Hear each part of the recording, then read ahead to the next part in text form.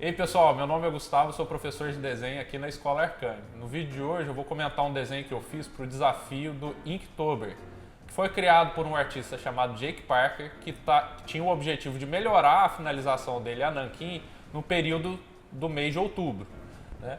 No desafio desse ano eu me propus a fazer desenhos que podem ser tatuados. Isso porque eu gosto muito de tatuagem e estou começando a experimentar com a máquina, né?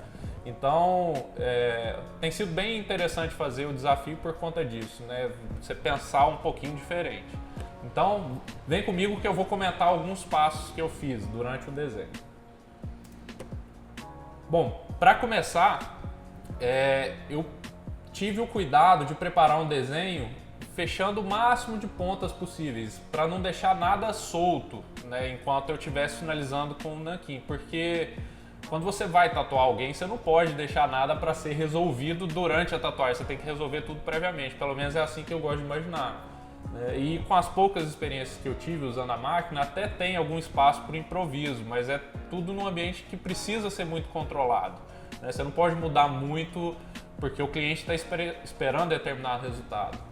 E é muito interessante assim você se preocupar nessa fase inicial do desenho, né? Muitas vezes a gente fica até com preguiça de não vou detalhar isso ou detalhar aquilo ou resolver o design dessas asas, no caso aqui do meu desenho, porque na tinta eu resolvo. Só que aconteceu inclusive nesse desenho, né? Quando eu estava lá finalizando as asas, eu percebi que algumas coisas ainda não estavam resolvidas para mim, né? Então, quanto mais eu me preocupo nesse início, né, com um desenho bem cuidadoso, né, considerando todas as variáveis que podem haver enquanto eu vou passar o nanquim, né, melhor fica o resultado.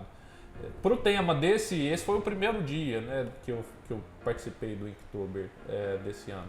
Eu fiz um grifo, né? Eu gosto muito de tatuagens com temática de animais, então, e eu gosto muito de felinos. Eu tentei fazer uma criatura mitológica, né, que é esse grifo, que é metade águia, metade leão. E aí eu fiz um desenho bem cuidadoso, a grafite mesmo, né, já esboçando alguma coisa de gradação de luz e sombra. E a minha ideia na tatuagem e nesse Inktober é limitar um pouco com relação a cores, né? Tentar trabalhar mais com preto e branco, mesmo que lá pra frente eu acabo desvirtuando um pouquinho, né? Isso acontece sempre que eu participo desse desafio. Mas até porque na tatuagem a ideia, como qualquer outra mídia, é você limitar o seu arsenal de ferramentas no início, porque você está lidando com uma coisa nova.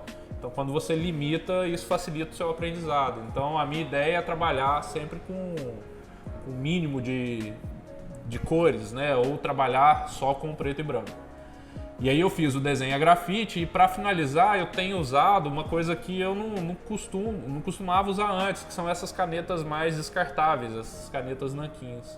Porque eu acredito que a ponta se aproxime um pouco mais da agulha, né? Eu posso estar errado, né? Com o tempo eu posso entender que as agulhas de tatuagem elas têm uma versatilidade maior, mas a princípio eu diria que elas são próximas dessas canetas, né? Que fazem um traço bem sólido, assim, com pouca variação. Então eu optei por usar essas canetas com espessuras diferentes. E é legal essa ideia de trabalhar com essa temática, porque a tatuagem ela depende muito dos contornos, né, para envelhecer bem, para que daqui a 20 anos ela ainda seja legível. O contorno ele ajuda a conter o pigmento na pele. Então, trabalhar com contornos, né, no mês de outubro é bem importante.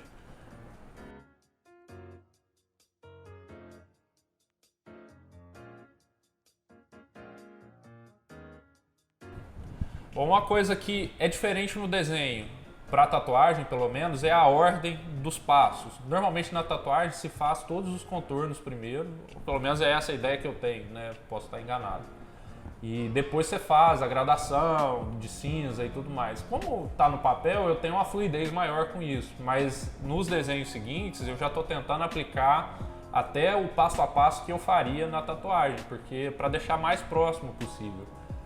Até a forma como eu seguro a caneta, eu estou tentando aproximar do jeito que eu já experimentei com a máquina, né? Que é um determinado ângulo, a forma como eu puxo a linha para mim ou distante de mim, eu já estou pensando nos apoios que eu vou ter enquanto eu estiver tatuando. Lógico que isso varia também, dependendo da parte do corpo. Mas já nos desenhos é uma oportunidade de testar esse tipo de coisa, né?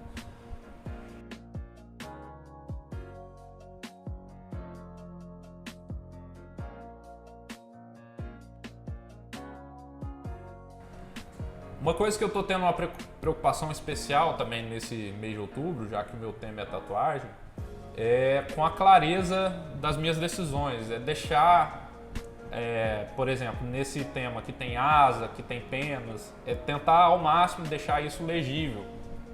Porque quando você vai para a pele, isso tende a ficar um pouquinho mais embolado. E até esse desenho, eu acho que se eu fosse tatuar ele, eu teria que adaptar várias coisas, porque algumas penas ficaram muito próximas e não é um desenho tão simples assim, né? Então, se isso fica um pouco confuso, acaba que a tatuagem não fica tão interessante, tão bonita. Então, eu estou tentando pensar o tempo todo nas áreas ativas e passivas da imagem, né? Para que haja espaço para a pele que está embaixo aparecer, para ter o contraste, né? Essas informações da estrutura da imagem, elas estão na tatuagem também, né? Mesmo que seja uma mídia diferente, que tenha uma estética particular da tatuagem, a ideia de criar contraste, de estabelecer áreas de respiro, né? Que é um termo que os tatuadores usam bastante, né? Que é essa área mais passiva na imagem, é algo que você tem que levar em consideração, né? Na hora de desenhar. E por isso que eu acho que mesmo que você não queira ser tatuador, eu não sei se eu vou ser tatuador, eu só estou experimentando uma superfície nova a princípio, é algo interessante de você incluir na sua prática, né? na sua preocupação enquanto um desenhista.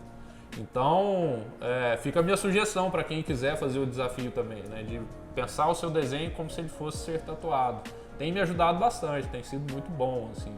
Até porque pensando que eu estou fazendo um desenho para um cliente, por exemplo, esse cliente vai carregar esse desenho pro resto da vida. Então, botam a gravidade nas suas escolhas. Eu sei que isso pode passar uma ideia de pressão sobre a prática, né? Mas para mim tem funcionado, né? Eu acho que talvez porque eu já estou um pouquinho adaptado com essa pressão. Então, observe se você consegue lidar bem com isso, né? Se não consegue, aí faça qualquer desenho mesmo, porque a proposta do Inktober é você se desafiar, mas cumprir o desafio. Se você se propõe a fazer algo que é muito além da sua alçada, você só vai criar uma frustração desnecessária.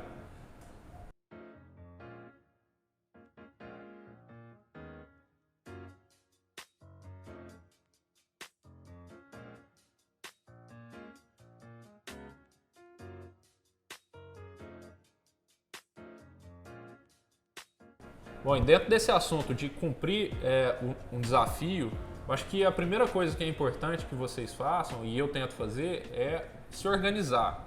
Primeiro, para que você não fique perdido quando começa o dia e precisa criar alguma coisa do zero. Então já tem uma carta na manga, já saiba o que você vai desenhar no dia seguinte, que isso ajuda a você não perder tempo, né? Você já começa o dia com aquilo na cabeça e faz o rascunho rápido, né? E tenta finalizar rápido. Rápido não, né? Depende da complexidade que você escolhe, né?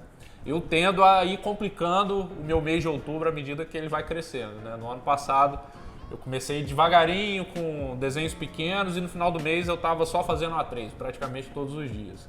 Mas talvez eu seja meio doido, né?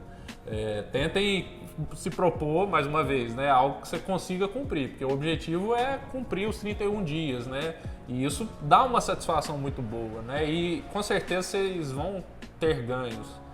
Então a primeira coisa, se organize e coloque um desafio que você consiga cumprir, né? Se você propõe, sei lá, fazer 31 desenhos em paredes, talvez seja muita coisa para preencher no mês de outubro, né? Já tenha em mente também as ferramentas que você pretende usar e deixe elas acessíveis, né? Se você fica muito distante das ferramentas de desenho, a hora que você precisa finalizar, você criou uma dificuldade a mais, né? Então, tenta facilitar nesse sentido.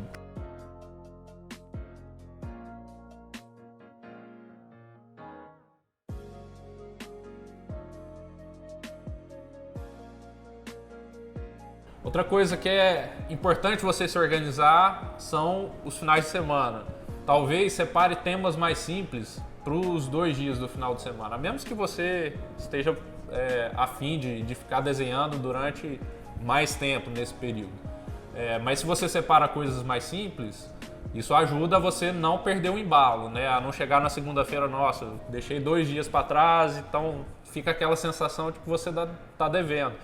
E nessa sensação de estar devendo, lembra que isso tudo não é obrigatório, você não precisa fazer. E não tem uma polícia do Inktober que vai ficar analisando o seu desenho. Então, faz o que te agrada, né? O mais importante é isso. E curta o processo, beleza?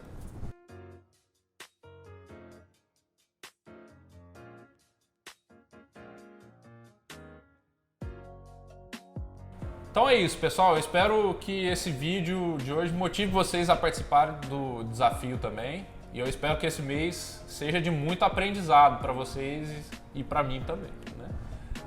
Então, se inscreva no canal se você ainda não é inscrito. Deixa o seu like para a gente continuar fazendo conteúdo e qualquer dúvida pode deixar nos comentários, beleza? Até o próximo!